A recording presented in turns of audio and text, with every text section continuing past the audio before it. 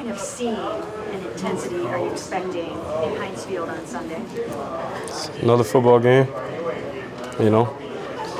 Every game's intense. It's a rivalry already, so I think we all know what's at stake. Do you think given what happened in the last game, though, there'll be a little extra? From what I've learned from my experiences, we create this controversy starting right here, right now, and then it leads on to the field, and it's either going to meet the expectation or not meet it.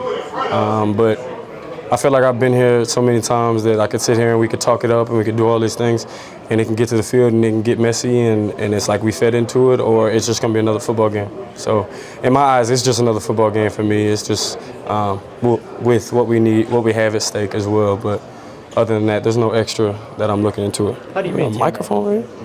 How do you maintain that singular focus that Freddie has preached for the last couple of weeks, the one-no mentality, and especially going in a game like this? Like you said, we're building it up. Everyone knows what happened in the last game. And you just approach it the same way. You go in there, got to be 1-0 this week. Alignment, assignment, technique, making sure everything is everything, and that you're in the right place and right time. Like I said, for me personally, I've been in this situation to where I can learn how to block out the extra, and knowing I fell into a trap before, and just knowing, having more wisdom now of how to get around it. How much does the importance of a game at this point of a season help you mentally to get over the long grind of a season? It's tough. You just got to lock in. Whether it's week 17, playoff, whatever it is, you got to lock in. At this point in the season, we all know what's at stake, and we know what we have to do. And right now, it just starts with beating Pittsburgh. That's the only goal that we have, is to be 1-0 this week. Freddie's talked a lot about the key maintaining composure and not letting emotions get the best of guys. And you just said, you have experience and you've learned not to fall in the traps. So what's your advice to teammates on how not to fall in traps, let emotions, kind of get out of hand? Just the same approach you've always had. There's nothing, shouldn't be any extra in our minds and hearts. Be prepared for it, but don't go into it trying to make it something that it doesn't need to be. We just all need to come out and do our job and win the game. Odell, has this offense turned the corner in the last 3 weeks? And if so, why? I don't know. I think we're just finding ways, put different packages in, getting the ball to all your playmakers, and it's been working out pretty good for the last 3 weeks. And there was bits and pieces early on in the season. It just was putting a complete game together. So it's not just the offense; it's putting a game together on special teams or defense, playing a complete football game. Speaking of that, 30 targets in the last 3 games. How has that felt? I couldn't tell you. I don't know how to answer that. It's a fact that the Steelers don't win unless they make some defensive turnovers. 2 games that they didn't have any, they lost, and none against you the last time. How much emphasis is on the game plan to keep them from getting the ball? Yeah, I think it was 38 sacks on the season, 30 at home, 18 and something like that, 18 and 9 turnovers when they're at home and takeaways. So just don't give them the ball. It's simple. Don't give them the ball. Play our game. Don't beat ourselves, and find a way to win the game.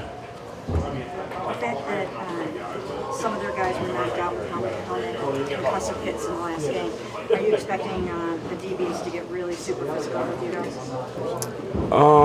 I don't know. I wouldn't expect it. I expect them to come out and play football, knowing none of that was intentional. So I don't think there's going to be any of the, it's football. It's like, let's just keep it football. Let's not get into the whatever you want to call it, and we'll come out here and compete and play, and just, be prepared. Protect yourself the same way you always would. I just don't expect them to be doing too much extra of that kind of stuff. What's been working well for Baker lately, and from your perspective, and what's it say about him to be able to, work through some rough moments early and really kind of get hot? I feel like we all know what he's capable of. So it was, only a matter of time, and adversity is a big test of character, and he's going to stand tall every single time.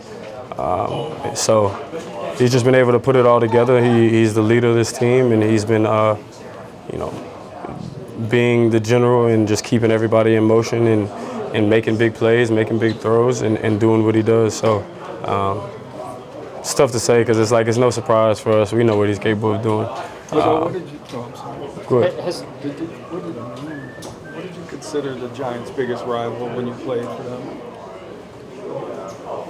Is it one? I think probably Philly. You know, going into Philly was always a tough environment. There was little 9-year-olds flicking you off and saying whatever. So I think Philly was probably the biggest rivalry, even though the Cowboys is a big one, and probably Philly.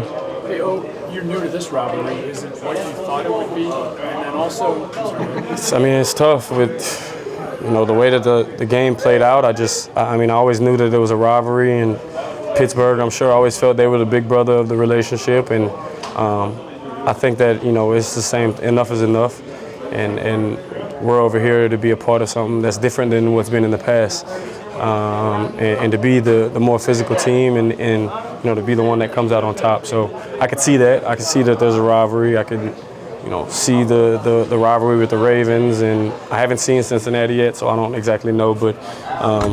It's not the first time being a part of, you know, kind of a rivalry. it's always important to fans. Sorry, Nate. Is a rivalry important to a player? I don't really know. I think it's maybe more important to the fans, you know, because it doesn't matter who we're playing, we're invested. We put our mind, body, and soul on the line every single time, so it doesn't matter who we're playing. You know, we're going to give it everything we have every time. For you and Jarvis to both score a touchdown in the same NFL game for the first time, and being a big win, and I guess you know, obviously his birthday was kind of part of it. Has it sunk in? That, you know, that was a special moment, special day for you two that you probably been waiting for. Yeah, definitely. You know, kind of before the game, I felt like it was going to happen, and it was. You know, what me and him talked about, and just to see it come to fruition was cool. It's something that, you know, obviously we both expected more of, and you know, still have some opportunities, you know, with the last couple of games of the season to do so, and to find ways to win. And anytime we could help be a part of a win, it's always going to feel great. Was it a relief to get back in the end zone? I don't really know how to explain it. It was what it was. You know, I wasn't super excited about it, knowing and feeling the disappointment that I should have been in here a long time ago. So it was pretty mixed emotions. And what do you think the key is? The last couple of weeks you've been able to get deep balls from Baker.